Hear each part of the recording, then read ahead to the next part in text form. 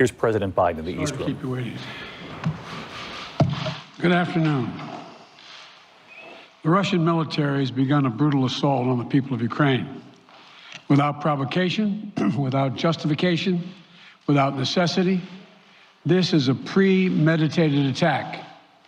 Vladimir Putin has been planning this for months, as we've been saying all along. He moved more than 175,000 troops, military equipment, and positions along the Ukrainian border. He moved blood supplies into position and built a field hospital, which tells you all you need to know about his intentions all along.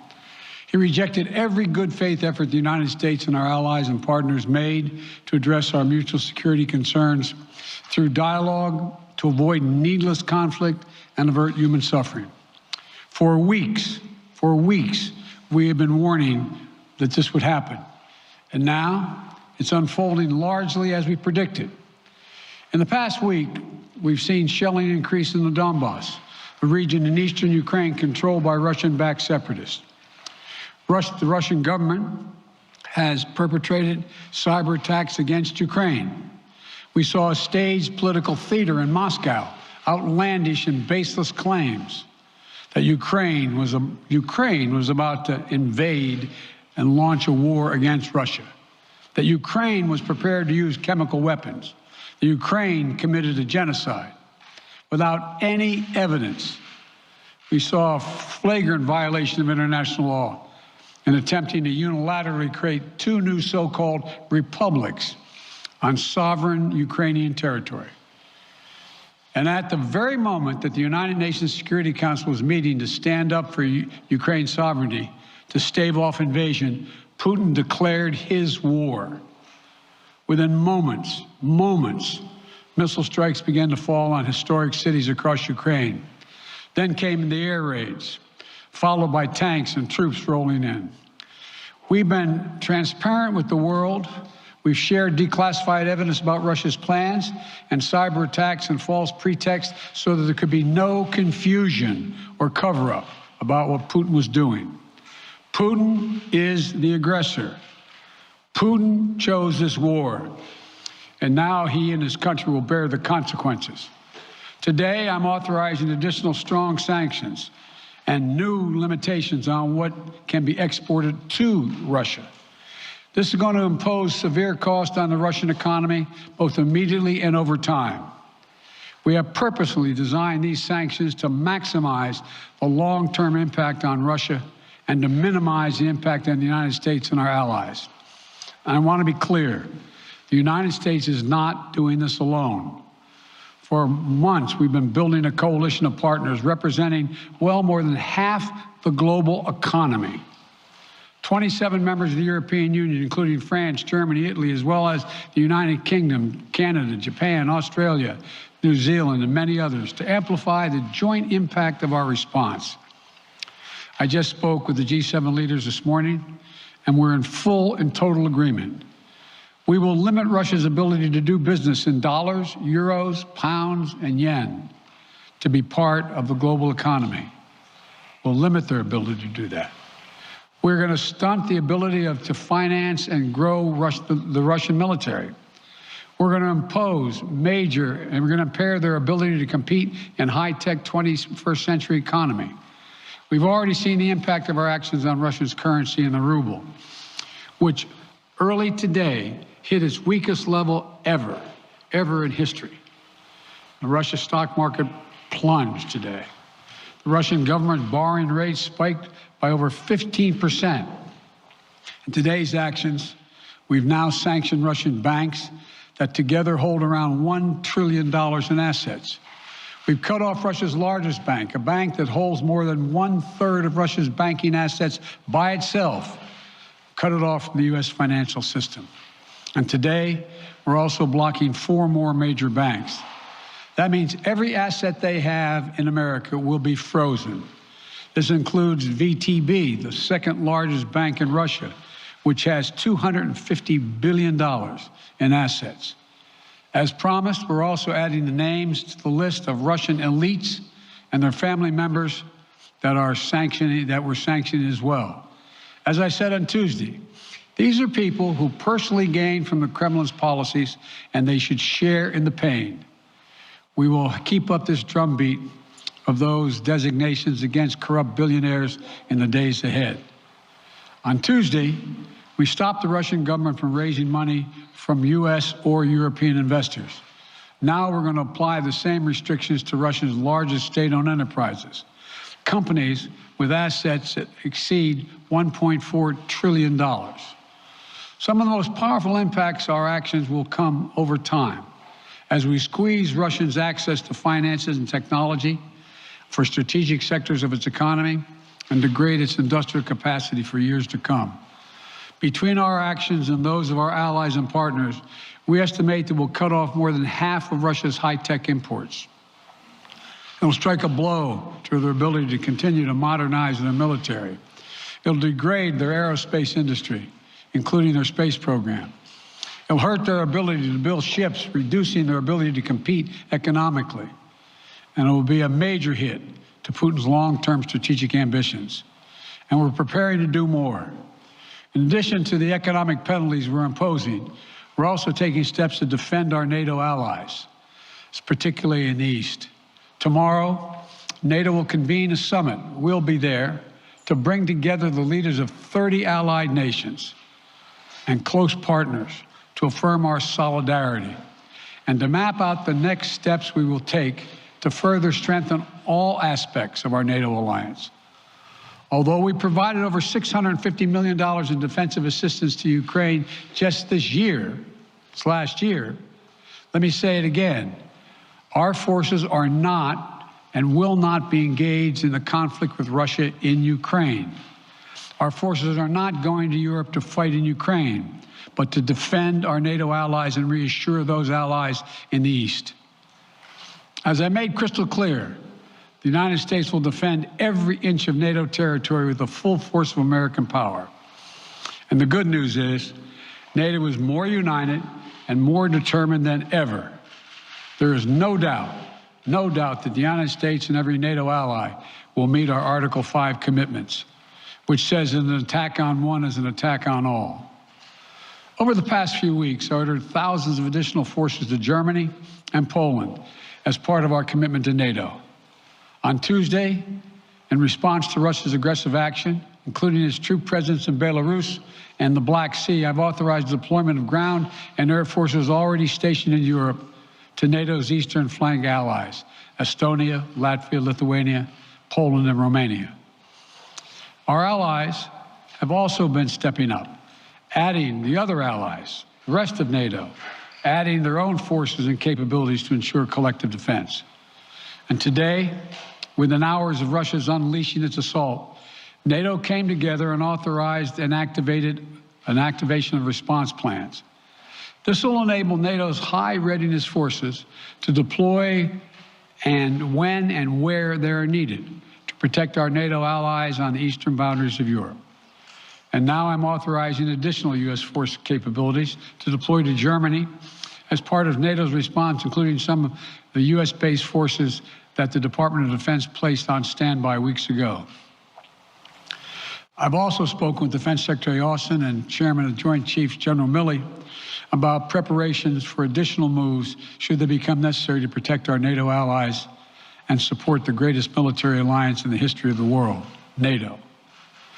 As we respond, my administration is using the tools, every tool at its disposal, to protect American families and businesses from rising prices at the gas pump. You know, we're taking active steps to bring down the cost, and American oil and gas companies should not exploit this moment to hike their prices to raise profits. You know, in our sanctions package, we specifically designed to allow energy payments to continue. We are closely monitoring energy supplies for any disruption. We've been coordinating with major oil-producing and consuming countries toward our common interest to secure global energy supplies. We are actively working with countries around the world to elevate collective release from the strategic petroleum reserves of major energy-consuming countries. And the United States will release additional barrels of oil as conditions warrant. I know this is hard and that Americans are already hurting, I will do everything in my power to limit the pain the American people are feeling at the gas pump. This is critical to me. But this aggression cannot go unanswered. If it did, the consequences for America would be much worse. America stands up to bullies. We stand up for freedom. This is who we are. Let me also repeat the warning I made last week. If Russia pursues cyber attacks against our companies, our critical infrastructure, we are prepared to respond. For months, we've been working closely with the private sector to harden our cyber defenses, sharpen our ability to respond to Russian cyber attacks as well.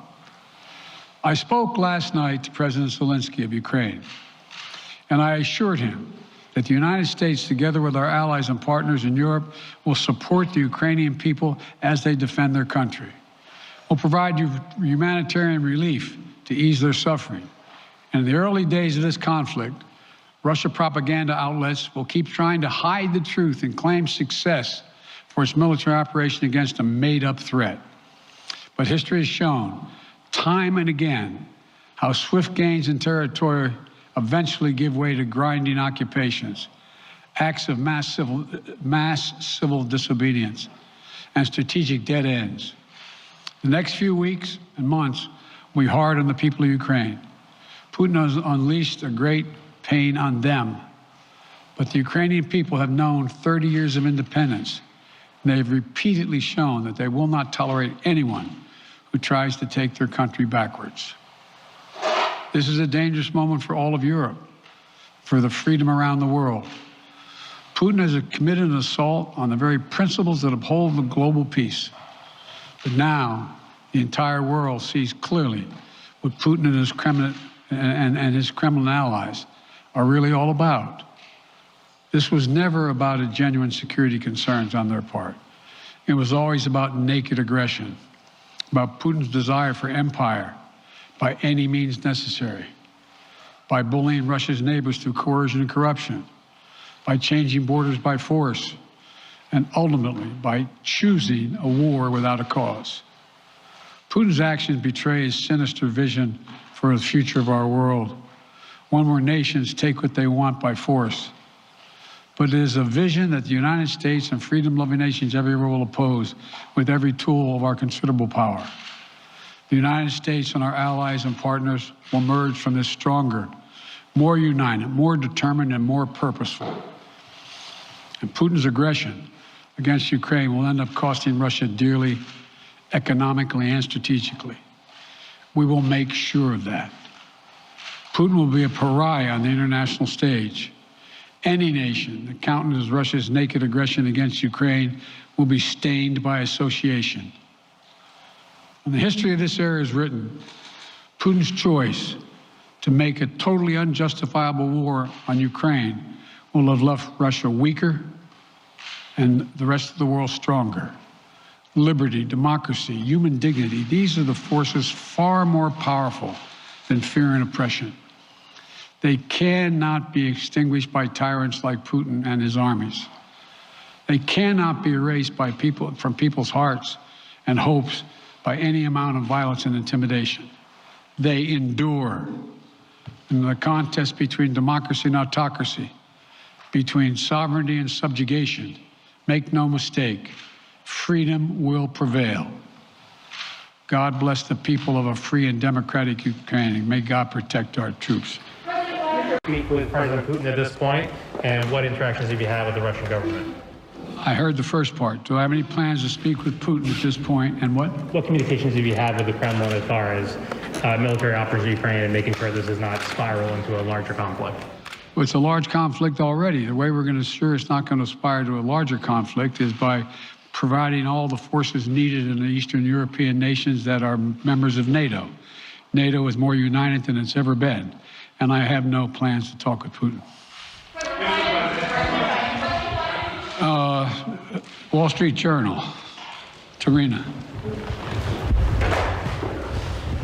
Mr. President, you didn't mention SWIFT in your sanctions that you announced. Is there a reason why the U.S. Isn't doing that? Is there a disagreement among allies regarding SWIFT and whether Russia should be allowed to be a part of it? The sanctions that we proposed on all their banks have of equal consequence, maybe more consequence than SWIFT, number one. Number two, it is always an option, but right now that's not the position that the rest of Europe wishes to take. Cecilia Vega, ABC. Sir, sanctions clearly have not been enough to deter Vladimir Putin to this point. What is going to stop him? How and when does this end? And do you see him trying to go beyond Ukraine? And a second question I'll just give to you now. This statement that he gave last night, the threat that he gave, the West will face consequences greater than any you have faced in history. Is he threatening a nuclear strike? I have no idea what he's threatening. I know what he has done, number one. And number two, no one expected the sanctions to prevent anything from happening. It has to show, this is going to take time, and we have to show resolve so he knows what's coming. And so the people of Russia know what he's brought on them. That's what this is all about. This is going to take time. It's not going to occur. He's going to say, oh my God, these sanctions are coming, I'm going to stand down. He's going to test the resolve of the West to see if we stay together, and we will. We will, and it will impose significant costs on him. Will he go beyond Ukraine, sir? Do you see him going beyond? Yes. Thank you. Two topics, just really quick. First, markets are down and gas prices are up. I know you always stress the difference between Wall Street and Main Street, but everybody seems to be in for some economic pain. How economically painful is it going to get for people in this country? And I do have one more question. First of all, there's no doubt that when a major nuclear power attacks and invades another country, that the world is going to respond, and markets can respond all over the world. So there's no doubt about that, number one. Number two, the notion that this is going to last for a long time is highly unlikely as long as we continue to stay resolved in imposing the sanctions we're going to impose on Russia, period. What's the next question? I'm sorry. The next question is, did you underestimate Putin, and would you still describe him the way that you did in the summer as a worthy adversary? At the time, he was, I made it clear, as an adversary, and I said he was worthy. I didn't underestimate him. And I've read most of everything he's written. Did you read the, I shouldn't, I'm not being a wise guy. You heard the speech he made, almost an hour's worth of speeches, why he was going into Ukraine. He has much larger ambitions in Ukraine. He wants to, in fact, reestablish the former Soviet Union. That's what this is about. And I think that his ambitions are completely contrary to the place where the rest of the world has arrived. And with these ambitions, you're confident that these devastating sanctions are going to be as devastating as Russian missiles and bullets and tanks? Yes, Russian bullets, missiles, and tanks in Ukraine. Yes, I am. Thank you, President Biden. If sanctions cannot stop President Putin, what penalty can? I didn't say sanctions couldn't stop him.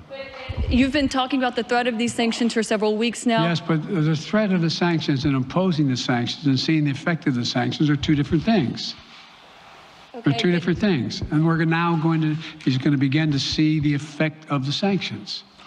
And what will that do? How will that change his mindset here, given he's Because it attacking will so Ukraine as we weaken his speak? country that he'll have to make a very, very difficult choices of whether to continue to move toward being a second-rate power or, in fact, respond.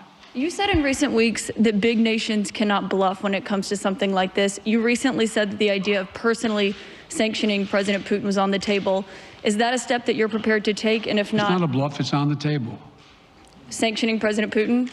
Yes. Why not sanction him today, sir? Mr. President? Why not sanction him today, sir? Mr. President, if I can, you detailed some severe and swift new sanctions today and said the impact it will have over time. But given the full-scale invasion, given that you're not pursuing disconnecting Russia from what's called SWIFT, the international banking system, or other sanctions at your disposal, respectfully, sir, what more are you waiting for? Specifically, with the sanctions we've imposed exceed SWIFT. The sanctions we imposed exceed anything that's ever been done. The sanctions we imposed have generated 2/3 of the world joining us. They are profound sanctions. Let's have a conversation in another month or so to see if they're working. Yes. Can I ask you about Zelensky? Sir, you spoke to Vladimir Zelensky yesterday, sir. What's the risk that we are watching the beginning of another Cold War, and is there now a complete rupture in U.S. and Russian relations? There is a complete rupture right now in U.S.-Russian relations if they continue on this path that they're on. And in terms of a Cold War, that depends. You have the vast majority of the rest of the world in total opposition to what he's doing, from Asia to South America to Europe to around the world. And so it's going to be a cold day for Russia. The idea, you don't see a whole lot of people coming to his defense. And are you, if I could follow up, sir, are you urging China to help isolate Russia? Are you urging China to help isolate Russia? I'm not prepared to comment on that at the moment.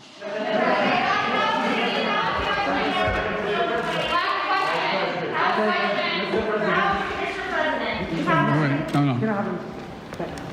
Yeah. No. He's had his hand up a long time. Thank you, Mr. President. How concerned are you that Putin wants to go beyond Ukraine into other countries, and the U.S. will have to get involved if he moves into NATO countries? Well, if he did move into NATO countries, he will be involved. We will be involved. The only thing that I'm convinced of is if we don't stop now, he'll be emboldened. If we don't move against him now with these significant sanctions, he will be emboldened. And look, you know, well, anyway. And can you talk anything more about your conversation? Mr. President.